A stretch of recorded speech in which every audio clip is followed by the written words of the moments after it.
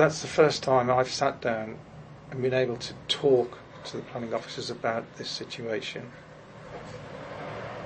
And interestingly, they weren't really majoring on poultry sheds, they were majoring on housing development.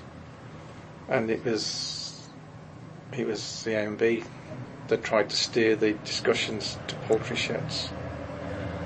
So, do you know, or have you got any feel for whether there's large numbers of objections, whether that makes much of a difference? I'd be told it does. There's some poultry sheds that have gone through with just a handful of objections, 2 or 3, that's it. Hardly any. Yeah. And there are some cases, I don't know if so much in Shropshire, I know there's a few in Shropshire, but particularly in Herefordshire, where the number of supporting letters is now almost higher than the objectors. Well, that's just a lobbying, there's people being lobbied, and I know that for a fact at other developments in our A&B. They've got their friends to write in letters. They've even had their feed providers writing letters of support, and farmer reps writing, NFU writing letters of support. But in terms of community, again, it depends how active the community are. I mean, there's some parishes that are so spread out, and I suppose when it's in... The thing with Bridge North one, for example, where there's been a massive amount of objection, that is because it's next to a central population, and then therefore you would expect there to be a large number of letters objecting to it. And the same with Munslow in many respects. It started very quietly, but when we realised that it's actually slap bang between two villages which are not very far apart from each other. There's only sort of 600 metres between the curtilage, between the two properties. Yeah. It's just, that's when it's going to start provoking letters, I think. And I think your previous point about having people animated as well in the village, that will go a long way. No, absolutely. I should just ask you one question about where you think it's going about the future. With that, if you had a crystal ball, what do you think the trends will be over the next 5, 10, beyond? In the poultry industry itself, or I suppose that would be part of it. Is what's going to happen with the poultry industry and the planning application process for those. I think there's lots of different scenarios there. One, the poultry industry could be reaching, nothing grows exponentially. It plateaus eventually. I'm not sure we're there yet. I mean, I have spoken to some farmers and said there's plenty of growth left in the market. Or one farmer who's a poultry farmer.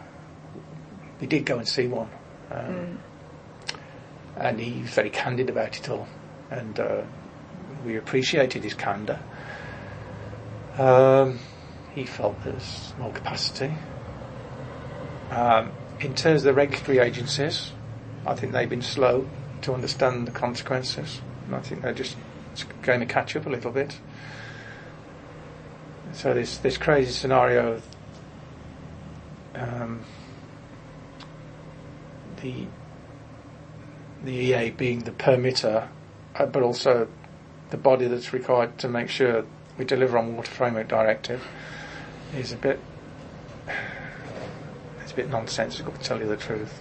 The fact that local council now have started to issue some interim guidance to planners about cumulative impact, maybe that'll have a little bit of lend a little bit of weight to the reasons not to do it. And also the 25-year environment plan.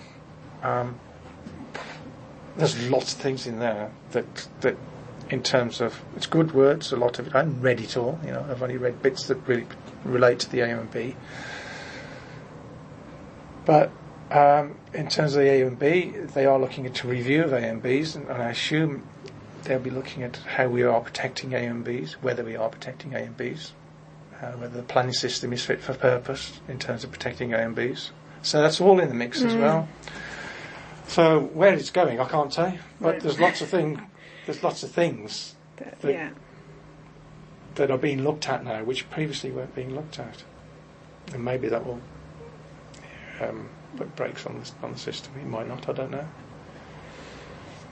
But there is a sort of critical mass in this area already, which means that this is why it's happening. You know, with historical background in poultry in Shropshire and Herefordshire. You know, there's always been the Chucky chicken thing going back. Where did that start? Was that the Western Stowe? Chucky chickens, I think, was at Athcott. Oh, yeah. In the Stiller unit at Athcott. There's a hatchery, yeah. I don't know if it's a hatchery, but there's certainly a facility there. I don't know what they're called now. Yeah. I think they used to have a chicken on the Craven Arms town badge, hadn't they?